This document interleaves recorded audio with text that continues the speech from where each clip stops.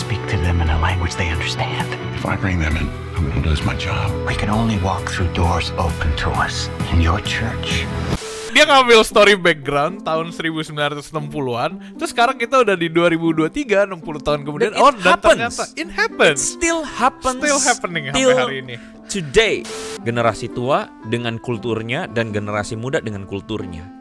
Which is kultur itu sendiri tuh lagi ngomong tentang perubahan zaman dan itu sesuatu yang kita nggak bisa hindarin. Kejadian yang ada di film tadi itu sama dengan kondisi yang harusnya sedang kita alami kan dari tadi barusan kita ngomong. Berarti harusnya solusinya sama. Bener nggak? Setuju. Solusinya harusnya sama. Solusinya apa? Ya teman-teman belum nonton ya. Gue merasa udah terlalu lama anak-anak muda cari Tuhan tapi nggak ketemu di gereja. Iya. Gue nggak tahu apakah ini momennya atau enggak. Gue nggak tahu.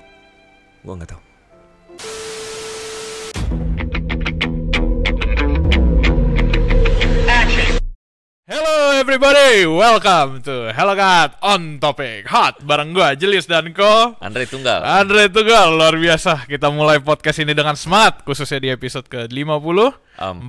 Barusan kita bahas ya episode 50. Tahu nggak kenapa langsung gue tahu 54? Kenapa? Ya karena abis 52 kemarin. Abis 52, 53 yang kemarin si Ibu Ida Dayak itu. Betul, 54. Dan banyak orang menjadi salah fokus dengan topik Ibu Ida Dayak. Wih, benar.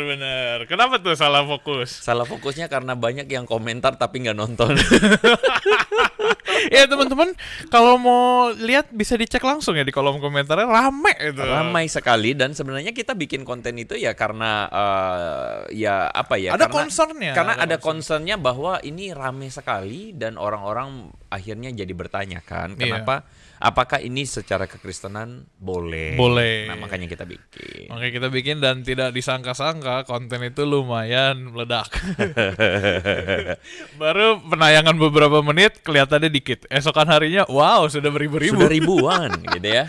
Tapi puji Tuhan kita berharap kontennya menjadi berkah. Yes. Dan setelah meledak yang kemarin, kita juga sudah membicarakan tentang sesuatu yang meledak hari ini. Adalah Hello God mau memulai sebuah revolusi. Revolusi apa? Revolusi Yesus. Terlalu cheesy. Yes teman-teman, baru-baru ini lagi viral di bioskop, di TikTok, di Twitter kurang ya, tapi di TikTok dan di bioskop sudah jujur viral. Jul, lu baru tahu tentang ini kapan?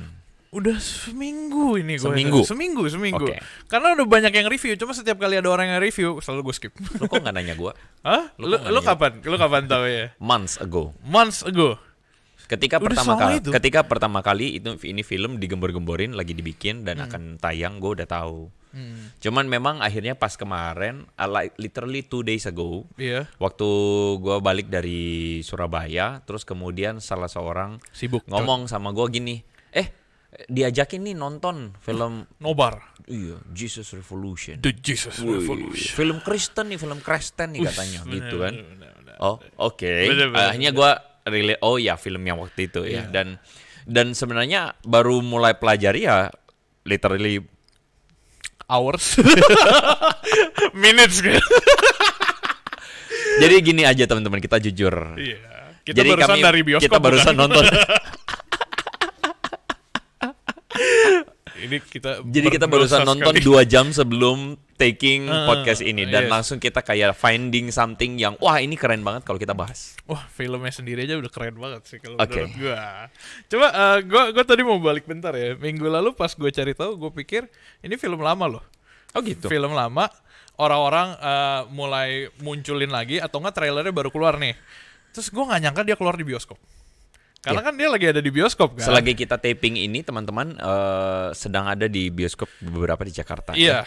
I don't know apakah sudah ada di your city. Ya, kalau sudah ada ya keren juga sih. Kalau nanti udah hilang kita harus nontonnya di mana Koko? Disney Hotstar katanya. Oke lah, keren, gue suka. Iya, jadi katanya masuk di situ Disney. Masuk Disney katanya di 8 Juli kalau nggak salah ya. Oh, Suntubi kalau nggak salah. Gila.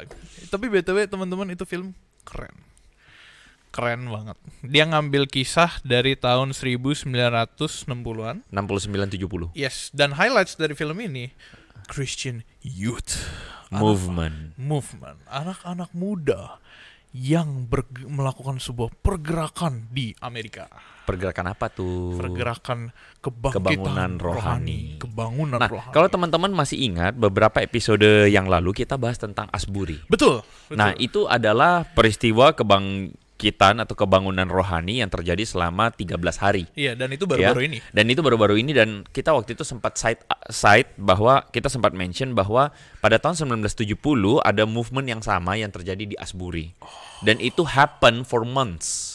Untuk berbulan-bulan, dan ini adalah movement yang sama yang diceritakan di Jesus Revolution. Emang iya? Lu baru ketemu puzzle-nya? Enggak, iya, cuma maksud gue bukan mereka yang mulai, tapi mereka menjadi bagiannya dong. Iya, jadi Asbury itu kan waktu itu kan sebenarnya teman-teman, jadi gini, konteks zamannya, konteks dari film ini sendiri adalah waktu itu Amerika sedang ada dalam masa Great Depression. Perang Vietnam. Jadi ada perang Vietnam, di mana propaganda perang, propaganda krisis minyak, ya, dan sebagainya itu tuh menjadikan kayak sebuah uncertainty untuk American people, Amerika sendiri berusaha untuk membuat sebuah movement dengan perang gitu kan. Nah, tetapi youth generation atau anak-anak muda di sana itu mereka tidak ingin ikut-ikutan dalam movement seperti itu, dan akhirnya terjadilah sebuah antitesa dari narasi pemerintah Amerika, yang dimana politik, perang, duit, krisis dan sebagainya menjadi dilawan dengan cinta. Ya, kelompok namanya hippies ya. Nah, makanya teman-teman pasti tahu hippies gimana, pakaian yang corak loreng-loreng gitu kan, baju-baju nyentrik, nanti muncullah gambarnya nih ya, gitu ya, yang model-modelnya kayak begitu. Jadi ini adalah semangat yang menunjukkan atau mengutamakan kebebasan. Jadi free, gak mau lagi diatur pada struktur-struktur yang pemerintah atau society waktu itu ciptakan. Boomers. Iya, generasinya lahir tahun 50-an gitu ya. Iya, jadi orang tua mereka tuh kan generasi boomers, generasi mungkin yang builder ya, generasi yang lebih tua juga, yang sebenarnya pemikirannya kan kaku sekali. Yang kepentingannya tuh adalah menjadi great nation, lalu and so on ya, dengan propaganda perang untuk apa. Nah, tapi anak-anak muda ini lelah dengan semua standar-standar itu, dan mereka tuh kayak mau yang penting gue mau bebas. Jadi ini jadi background dari movement ini. Background.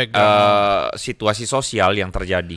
Jadi hari itu anak-anak muda itu mencari meaning karena kelelahan. Wih, keren nih, mencari meaning. Iya dong. Mencari sesuatu yang benar. Mengisi kekosongan jiwa mereka yang sementara hari itu tuh lelah dengan narasi peperangan, kelaparan, ya kayak gitu-gitu lah ya. Krisis keuangan, tadi krisis minyak dibilang.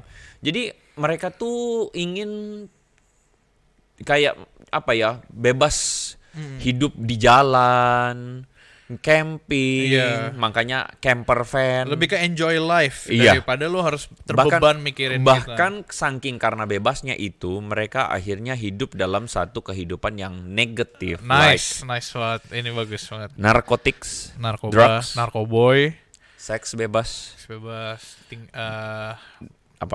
Tidak memperdulikan pendidikan dan orang tua mungkin. Iya. Omongan-omongan orang tua dijadiin apa sih namanya? Kayak gue nggak mau dengerin kata-kata papa mama gue. Tapi di saat yang sama sebaliknya juga orang tua akan melihat generasi ini mau jadi apa. Iya, generasi ini generasi rebel dan sebagainya. Mengingatkan lu akan sesuatu. Sebentar, Anda ingat? Anda relate gitu ya. Dan sebenarnya waktu gue nonton ini pertama kali, film ini kan dimulai dengan sebuah ibadah Chuck Smith. Iya, ibadah di pinggir pantai. Sorry, ini spoiler alert ya. Tapi kalau teman-teman boleh juga nonton, kan kami nggak akan cerita semua juga. Tapi ini dimulai dengan sebuah, bukan maksud gue si Chuck Smith-nya, pastornya. Setelah waktu itu. dia khotbah di gereja. Itu yang langsung menarik ininya gue sih, perhatian gue. Karena waktu dia khotbah di gereja dia bilang, "This generation sudah hilang, gereja sudah kosong." Mau jadi apa? Orang-orang yang bertahan dan setia sampai akhir jadi, akan diselamatkan. Lu perhatikan nggak di gereja itu yang hadir anak mudanya siapa? Anaknya doang. Anak pendetanya. Apakah Anda relate dengan kondisi gereja hari ini? Ini kurang ajar banget loh. Dengan dia ngambil story background tahun 1960-an, terus sekarang kita udah di 2023, 60 tahun kemudian. Dan ternyata it happens. It still happens. Still happening sampai hari ini. Today.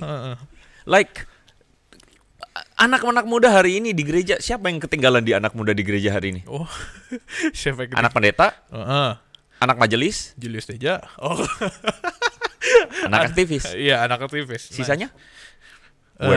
Mencari kebenaran, mencari sesuatu. They're scattered around. Dan itu terjadi. Bukan hal baru. Itu hal yang udah lama. Sempat terjadi pada waktu movement ini terjadi ya. Jadi bahkan dia keluarin majalah Times. Tulisannya apa? Iya, tulisannya apa yang pertama? Iya. Dia keluar 2 pokoknya. God is dead. Tanda tanya. Terus kemudian si pendetanya cuma bisa bilang, generasi ini udah rusak. Generasi ini udah nggak tahu kemana. Ini buktinya. God is dead. Mau jadi apa? Anak orang-orang tua yang ada di gereja cuma bisa geleng-geleng kepala. Dan yang paling konservatif lagi ketiduran.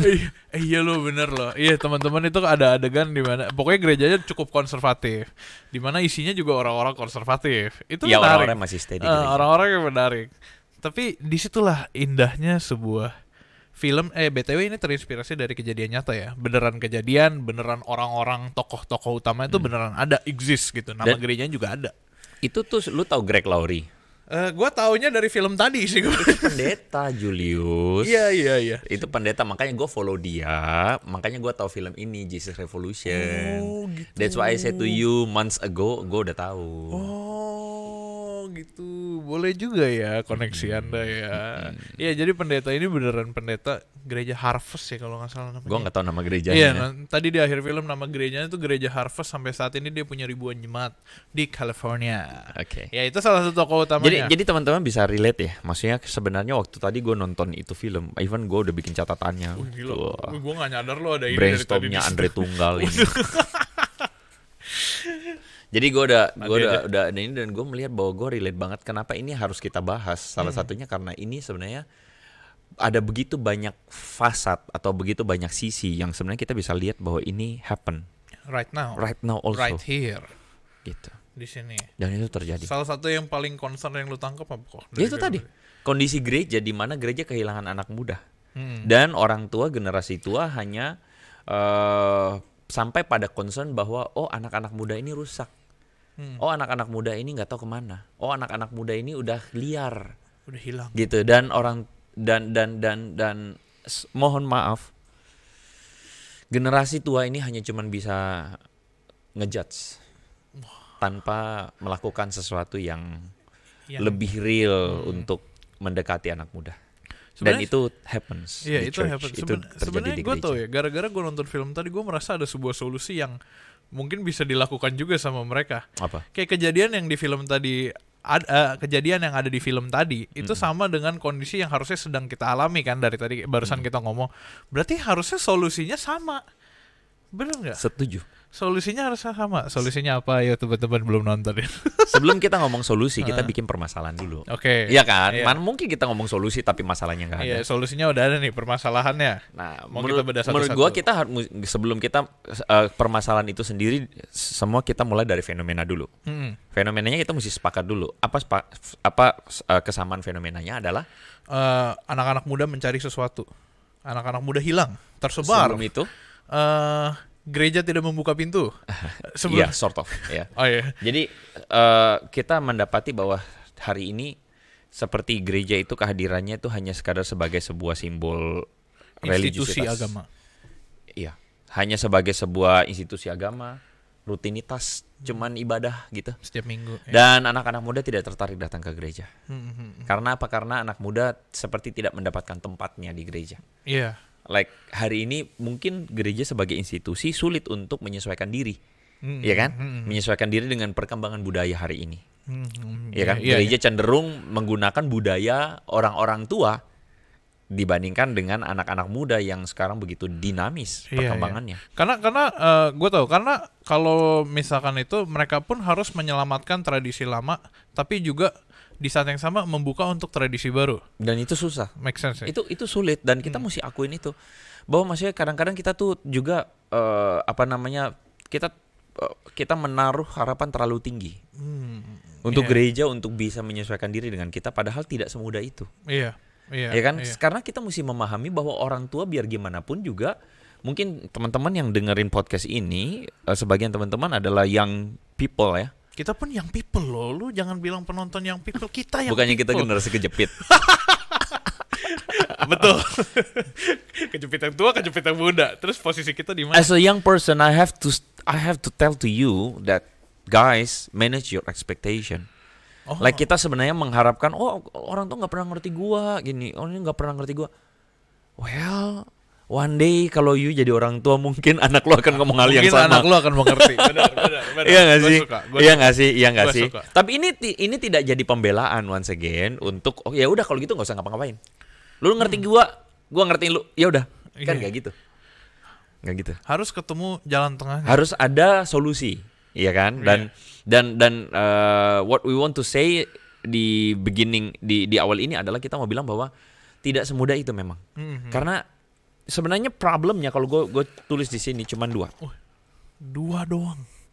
Tapi 2 problem ini gue yakin nih luar biasa nih. Yang pertama, problemnya sebenarnya adalah soal masalah bentrokan budaya. Bentrokan culture budaya, clash. bentoran culture. Jadi generasi tua dengan kulturnya dan generasi muda dengan kulturnya. Which is kultur itu sendiri itu lagi ngomong tentang perubahan zaman, dan itu sesuatu yang kita nggak bisa hindarin. You nggak bisa paksa anak-anak muda you untuk berpikiran like you, and even you anak muda nggak bisa paksa orang tua berpikiran seperti you. Ini kultur yang totally different. Kita mesti mengakui itu. Iya. Dan kita mesti hargai itu. Karena if you agree with me, we have to show respect also, right? Yeah. Kita juga harus menghargai orang tua kita yang mungkin dengan mereka punya masa itu shaping them. Kita harus hargai mereka, jangan paksa mereka untuk jadi kayak kita. Iya. Dan itu terjadi di gereja dalam pelayanan, dan seringkali bentrok kelas gede gara-gara apa? Anak muda maksain.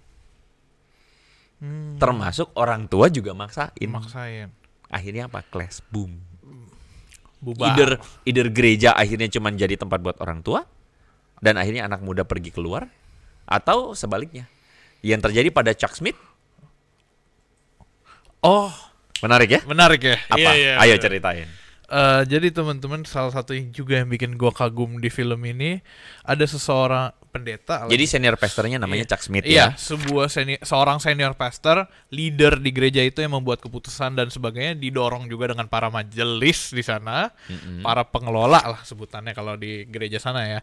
Itu tuh lagi on the verge dalam sesuatu yang bimbang kayak tadi. Dan di mana? Di persimpangan ya. Di persimpangan. Dan Pastor Smith ini. Sebentar, persimpangannya kenapa? Persimpangan karena di saat yang sama si pastor ini harus fokus menyelamatkan generasi tua atau preach ke generasi yang lebih senior. Di saat yang sama mereka kehilangan anak muda dari gerejanya. Yang hadir di gereja waktu itu cuma berapa puluh orang? Paling 40-50 orang. 40-50 orang, dan itu semua diisi mayoritas oleh orang generasi tua. Senior. Iya.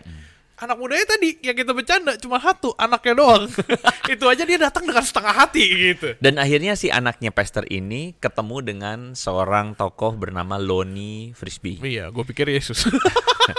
Nah, Lonnie Frisbee ini adalah seorang street preacher. Iya, benar. Street preacher yang kemudian menjangkau teman-teman hippies, anak-anak muda untuk come to Jesus.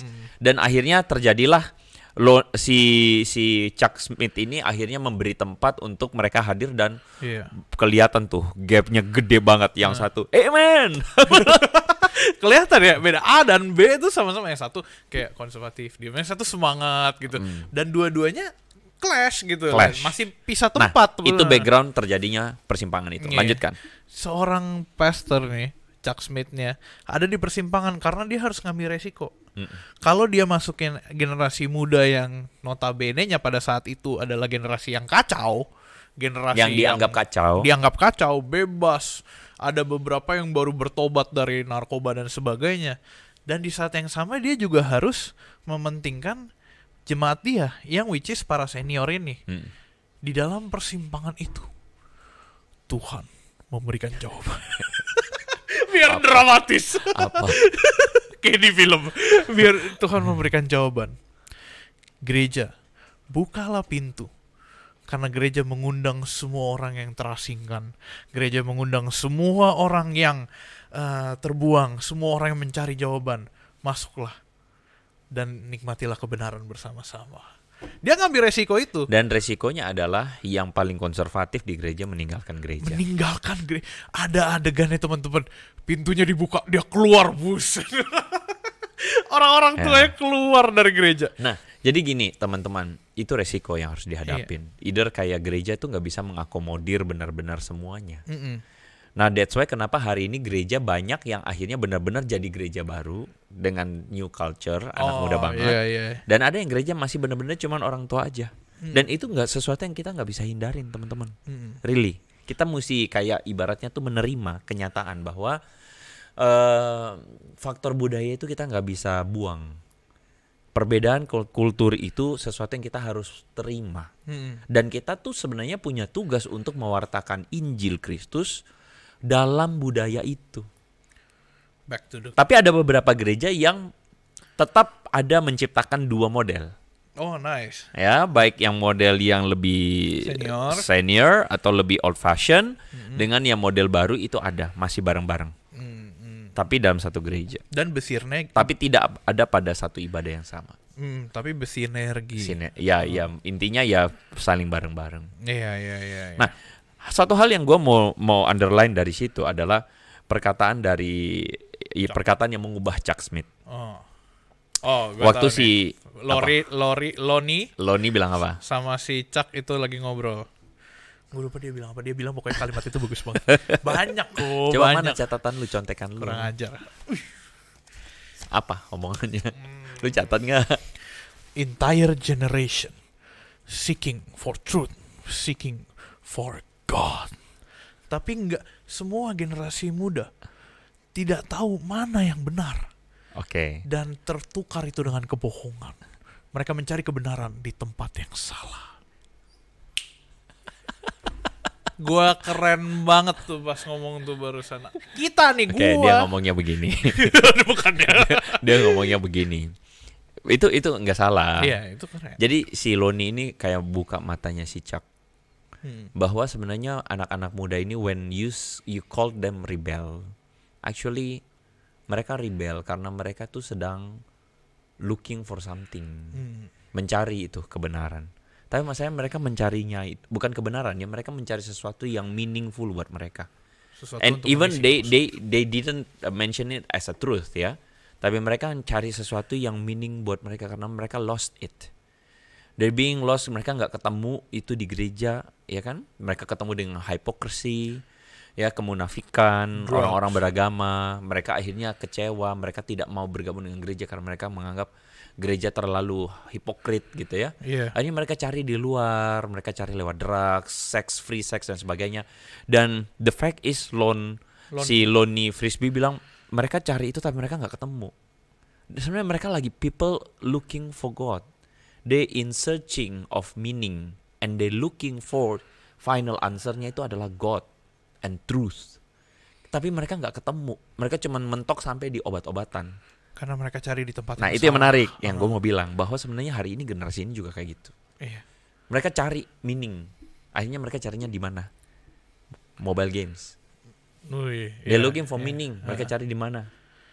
Dota termasuk nggak Dota? Kurang ajar nyindir. They're looking for meaning. Nyindir gue liatnya Adi. Nyindir gue liatnya Adi. They're looking for meaning. Mereka carinya di mana? Pacaran. They're looking for meaning. Mereka carinya di mana? Social media. They're looking for meaning. Mereka carinya di mana? Free sex. Head on. Head on. Free sex. Whatever you want to say lah. In search of a meaning. Mereka mencari meaning, tapi mereka nggak ketemu. Karena apa? Karena gereja nggak mampu untuk kasih itu. Kita sekali lagi wajar. Kenapa? Karena masalahnya adalah kayak misalnya khotbah atau apa, ya disampaikan kepada generasi yang older. Iya. Yang anak muda enggak. Akhirnya mereka nggak ketemu message. Mereka cari keluar. Mereka cari kemana-mana. Mereka dalam mencari makna itu, mereka nggak ketemu Yesus. That's the problem. Karena itu Hello God ada di situ. Lanjutkan dong. Sorry gue ngakut. Tapi itu udah. Tapi benar teman-teman. Hello God hadir untuk memberikan sebuah meaning. Terus aplikasinya? Download sorry gue masih gak kuat soalnya. Itu lumayan lucu. Tapi back again teman-teman. Maksudku Andre adalah benar banyak yang saat ini tersesat. Banyak yang saat ini mencari jawaban. Banyak yang saat ini mencari sesuatu yang meaningful tapi nggak tahu ketemu di mana. Dan kata-kata Lonnie Frisbee bagus banget. They're like a sheep without shepherds. Mereka itu seperti domba-domba yang tidak bergembala. But the problem is your people rejecting them. Your church door was closed to them. Itu powerful banget sih. Gila sih. Itu powerful. Kata-kata itu bikin si Chuck Smith nangis. Dia sadar bahwa ternyata gerejanya menutup pintu terhadap anak-anak muda yang selama ini mereka hakimi sebagai liar, tidak rebellious gitu. Dia akhirnya nangis. Dan dia dari situ baru dia terima si Lonnie Frisbee sama teman-temannya di rumah. Menurut gue itu gambaran itu lucu banget. Adegan itu lumayan annoying sih.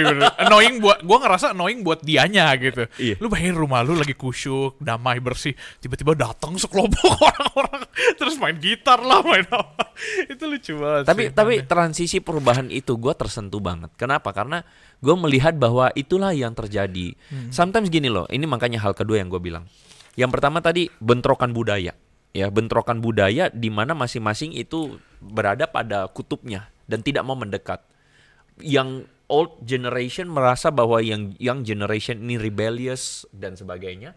Sementara yang young generation menganggap yang generasi tuanya kamu terlalu tua dan sini sebenarnya. Iya.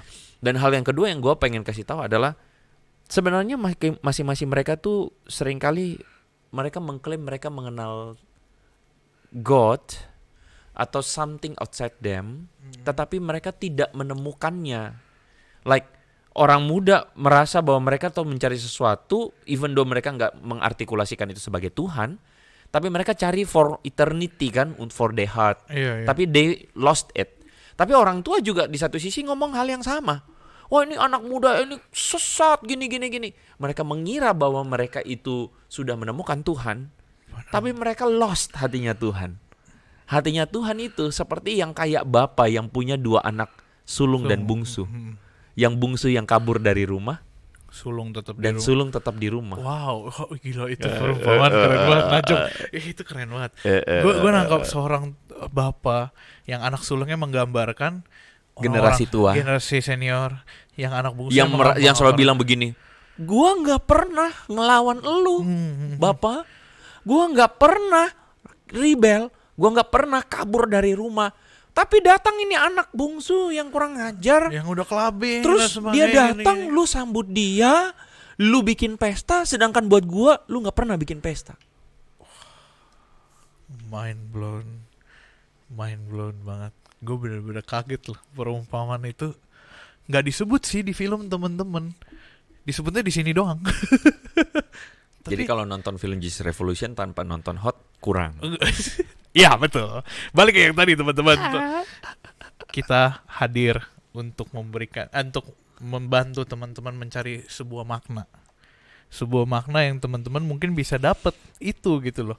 Dan mungkin yang teman-teman nggak dapat di lingkungan teman-teman, tapi teman-teman bisa dapat di sini, di handphone teman-teman masing-masing, di Hello God.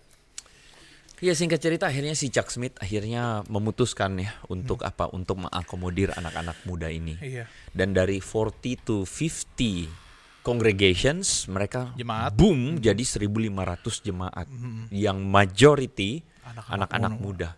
Karena apa? Karena gereja berani membuka pintunya untuk anak-anak muda. Mungkin pertama Chuck Smith-nya berani untuk membuka pintu. Dan kita mesti akui bahwa tokoh dari Lonnie Frisbee, si street preacher itu penting. Penting. Karena dialah yang kemudian menarik percikan, yang taruh percikan. Iya, dia menarik hipis-hipis itu atau anak-anak muda itu untuk come to the church. Dan jadi sebenarnya 2 faktor kalau gue bilang. Si Lonnie Frisbee dan si Chuck Smith yang berani untuk open. Oh iya, yang berani Gue bilang yang gue terharu banget itu ketika cuci kaki. Ngaku, lu nangis. Ngaku, lu nangis. Gue nggak nangis, tapi menurut gue amazed banget, gue terharu banget lihat kejadian itu. Oke, ceritakan scene-nya dulu. Ceritakan scene-nya. Jadi teman-teman generasi senior tuh merasa concern karena mereka datang ke gereja tidak pakai alas kaki. Jadi mereka nggak pakai sepatu, mereka datang pakai kepada si Chuck Smith, terus mereka bilang, itu karpet kita kotor gara-gara mereka nggak pakai sepatu, kotorin gereja. Terus kemudian si Chuck Smith bilang begini, jadi kita mesti nyelamatin karpet gereja ya. Iya itu. Yes, katanya. Lumayan keren. Akhirnya malam itu dia sama istrinya sambil duduk dan istrinya ngomong, ayo ingat gak? Gue nggak ingat lagi istri yang ngomong apa. Gue ingat. Jadi dia bilang gini, apa. si Chuck Smith bilang begini, I being confused, dia bilang, karena terlalu banyak kebenaran. Iya, terlalu banyak suara. Semua orang ngomong pendapatnya. Yang tua ngomong mesti begini. Yang muda, yang si Lon Frisbee bilang, "Yuk mesti buka pintu," gitu. Aku bingung. Ini gaduh gitu. Terus istrinya bilang begini, "Actually truth it's always quiet." Kebohongan yang bikin gaduh. Wih.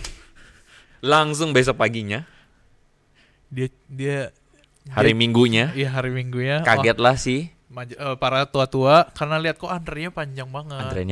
Ini kenapa masuk gereja macet gitu kan. Ternyata si pendeta itu, Chuck Smith itu lagi cuci kaki sambil nyambut jemaat. Ayo selamat datang di gereja, kakinya dilap, dibersihin. Karena si majelis bilang bahwa mereka ngotorin karpet gereja. Ya udah, dia lap kakinya si para hippies, orang-orang muda itu. Adegan itu benar-benar powerful banget. Karena seseorang yang notabene adalah seorang pemimpin, seorang yang memegang kendali atas gerejanya, dia juga yang turun menyambut yang katanya pada saat itu adalah generasi yang kacau, yang ditolak. Dilap kakinya supaya bisa masuk ke gereja, beribadah, bernyanyi bersama-sama. Atau gue suka nih salah satu adegannya, ayo kita angkat firman Tuhan kita, ayo kita baca bareng-bareng, ayo kita buka bareng-bareng. Jadi gini, dua faktor.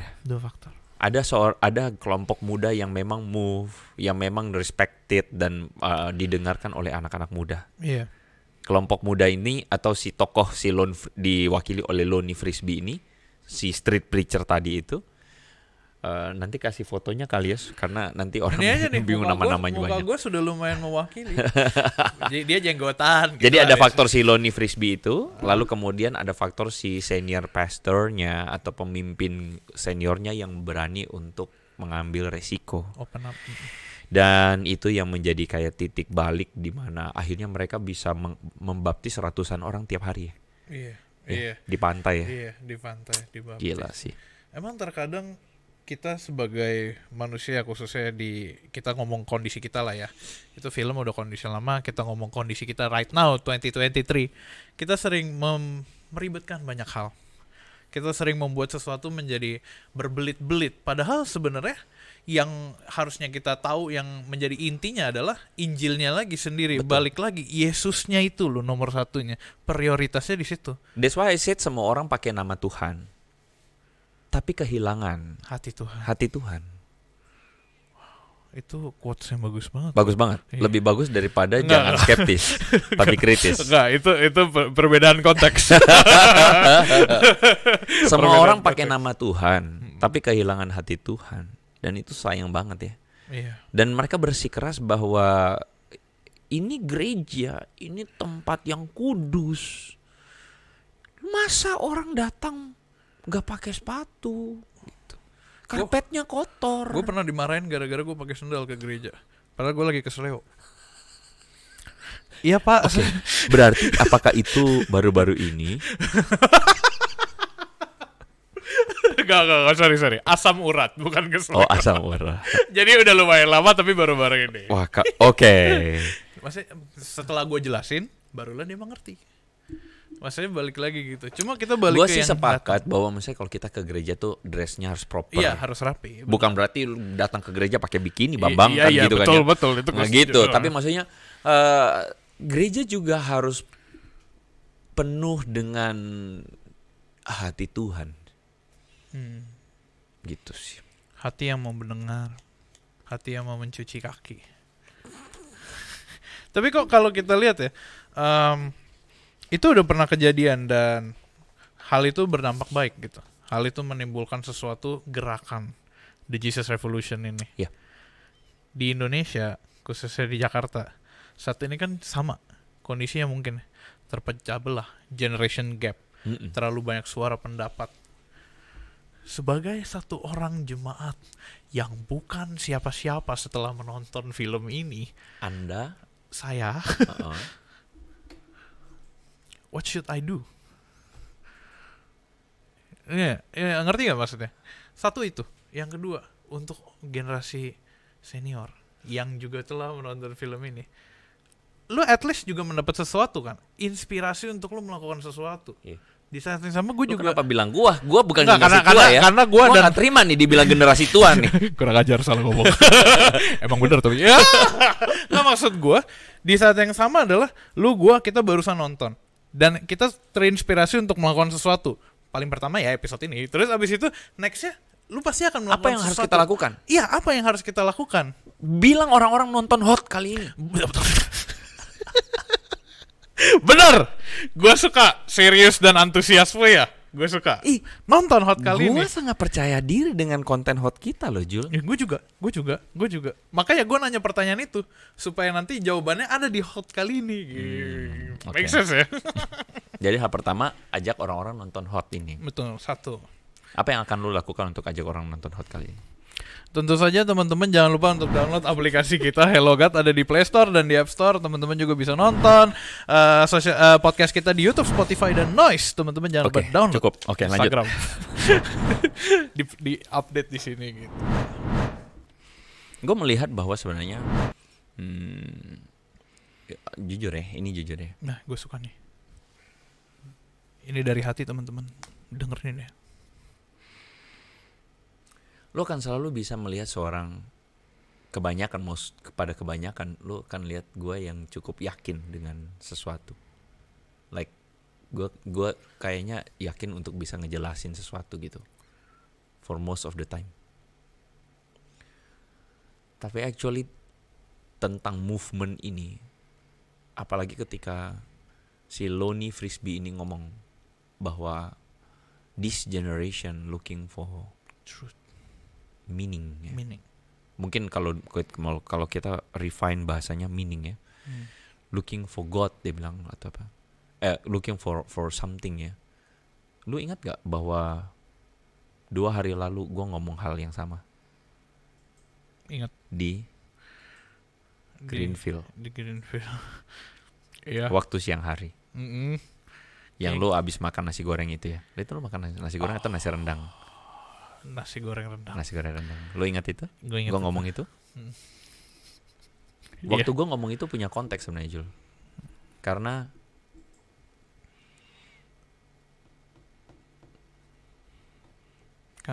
gue merasa udah terlalu lama anak-anak muda cari Tuhan tapi gak ketemu di gereja. Iya. Gue gak tahu apakah ini momennya atau enggak. Gue gak tahu. Gue beberapa waktu lalu khotbah di Greenfield tentang Asbury itu. Waktu sebelum Paskah. Gue bilang kita mungkin gak merindukan kayak gimana-gimana, KKR gimana-gimana. Kita gak, mungkin bukan itu yang kita cari. Tapi yang kita lihat harusnya tuh orang-orang tuh cari Tuhan. Dan gue merasa bahwa this young generation is so thirsty. Haus sekali mereka ini. Tapi kita gereja gak hadir untuk itu. Kita gak lakukan sesuatu yang sifatnya signifikan sekali. Kita cuman berharap anak-anak muda datang ke gereja ikut ibadah. Kita cuman bikin sesuatu yang kita berharap kayak ya udah mereka ketemu Tuhan. Tapi kita kayak gak benar-benar lakukan apapun yang bisa kita bikin, yang bisa kita lakukan at all gitu ya. Secara all out, kita gak lakuin itu secara all out untuk accommodating them. Kenapa gue terharu? Karena gue gak tahu apakah Tuhan sedang bekerja. Gue cuman merasa bahwa ini kayak semacam rentetan demi rentetan. Apalagi setelah gue nonton Jesus Revolution ini, gue merasa kayak ya ini happen to this church. I mean to this generation. it happens to young people that I met. Dan sadly speaking, mereka nggak ketemu itu di gereja mereka. Iya. Gak usah lu ngomong lah gereja, mau itu gereja Presbyterian, gereja old fashion, even mohon maaf gereja karismatik, mereka nggak ketemu. Gue lagi nggak ngomong soal model ibadah ya, karena model ibadah buat gue itu hanya just little part. Gue juga nggak bilang bahwa seluruh gereja konservatif harus jadi kayak pasang drum. That's not the issue. Bukan itu isu utamanya. Ini bukan ngomong soal bikin konser, bukan. Ini bukan ngomong soal bikin ibadah yang meriah, bukan. Tapi ini ngomong tentang hati Tuhan yang disampaikan ke mereka. Dan seringkali mimbar-mimbar kita tuh cuma jadi sebuah semacam formalitas. Ibadah kita tuh cuma jadi formalitas. Yang penting ibadah minggu, khotbah, apa. Tapi kita nggak benar-benar menyentuh hati dan pikiran anak-anak muda kita.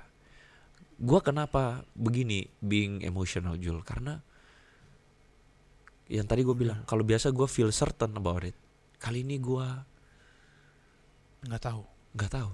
Karena gue mungkin merasa bahwa ada satu hal yang Tuhan sedang kerjakan. Ada kehausan besar yang Tuhan sedang bikin buat anak muda, anak generasi muda kita ini. Even though mereka gak bisa mengartikulasikannya sebagai Tuhan, tapi mungkin Tuhan akan bikin sebuah kegerakan. Kayak gitu. Dan I don't know apakah I will be part of it atau enggak. Tapi jika memang iya, so be it. So be it. Emang terkadang Tuhan bekerja secara misterius. Ya. Satu quotes lagi kok dari film yang gue rasa pas. Betul. Jangan sampai kesombongan kita, siapapun kita, membuat kita merasa kalau Tuhan gak bisa pakai kegagalan, kekecewaan, kebodohan kita untuk dipakai rencananya. Iya. Satu quotes lagi dari film. Keren banget. Gue tuh melihat ada begitu banyak hal juga kayak Tuhan ngomong lewat film ini ya, kayak to me like gue melihat Chuck Smith itu figur senior pastor itu, dia tidak selamanya bodoh kok. Iya. Apalagi ketika movementnya itu sudah being besar, terus sounds like kayak nggak tahu mau dibawa kemana. Iya. Terus terjadilah pertentangan antara Chuck Smith dengan si Lonnie Frisbee.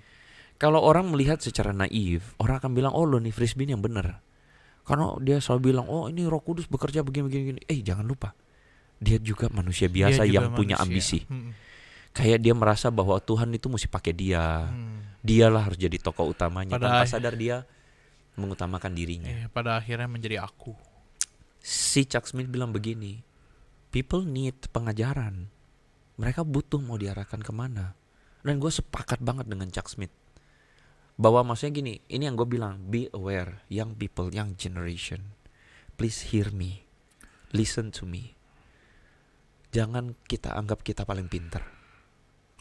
Jangan anggap kamu paling benar.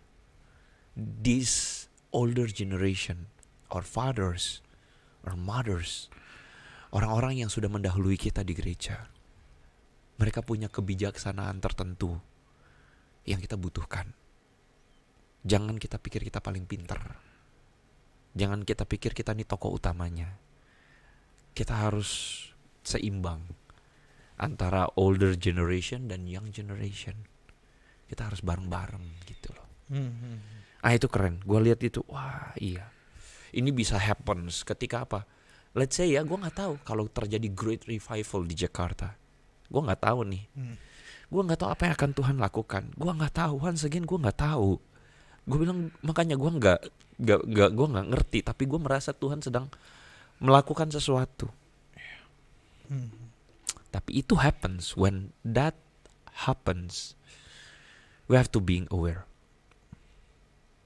Being ready or not. Gue punya quotes. Apa nih? Memecah suasana. Nice.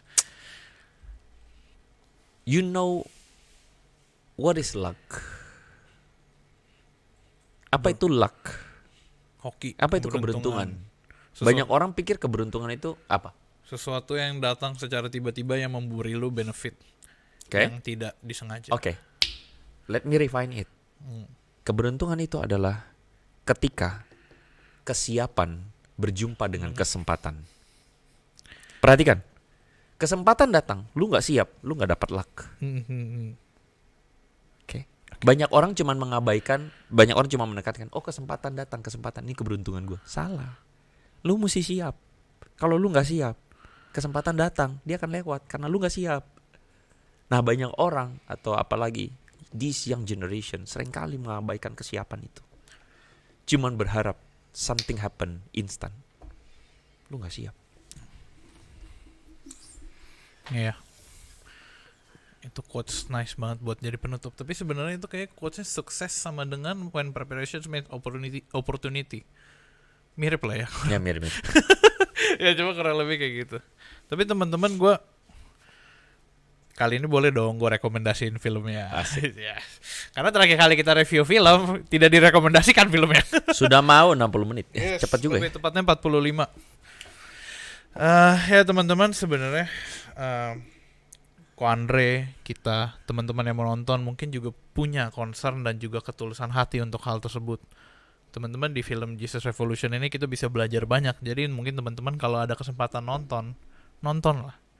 Carilah inspirasi itu dan siapkanlah hatimu. Karena begitu momennya tiba hatimu siap. Jadi dari tadi kita ngomong soal masalah hati kita siap ya. Tapi gue pengen emphasis one thing. Kita gak akan pernah siap. Gue pengen emphasis one thing bahwa jika revival itu datang,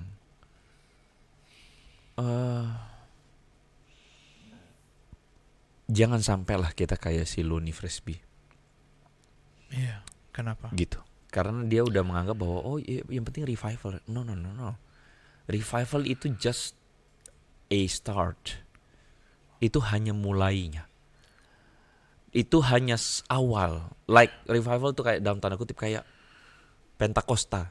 Turunnya Roh Kudus, murid-murid kemudian terbakar. Iya, tapi bukan situ. Mereka kemudian pergi memberitakan Injil kemana-mana. Mereka making some movement gitu ya. Tapi habis itu? Martir. Bukan, that's not the point. Tapi abis itu tuh adalah ya harus ada growing gitu, growth. Jangan sampai cuman ya udah gitu doang tapi nggak ada growth. Oke. Udahlah. Udahlah.